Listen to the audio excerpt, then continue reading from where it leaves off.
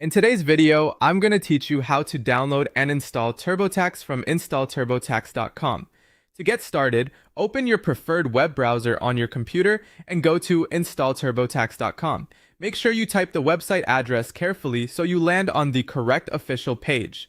Once the site loads, you should see the option to begin the installation process. Next, sign in to your Intuit account. This is the account connected to your TurboTax product and is used to verify your access before the software download begins.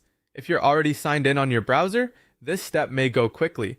If not, simply enter your account credentials and continue. Take your time here and make sure you're using the correct account so there are no issues accessing your software. After signing in, you'll be prompted to enter your 16-character license code. This code is usually provided with your TurboTax purchase and is required to confirm your product before you can download and install it. Carefully type in all 16 characters exactly as shown.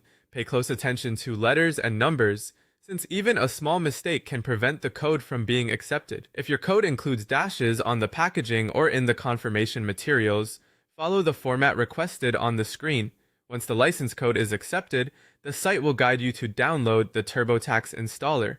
Depending on your browser, the file may appear in your Downloads bar, Downloads folder, or in a pop-up asking where you want to save it.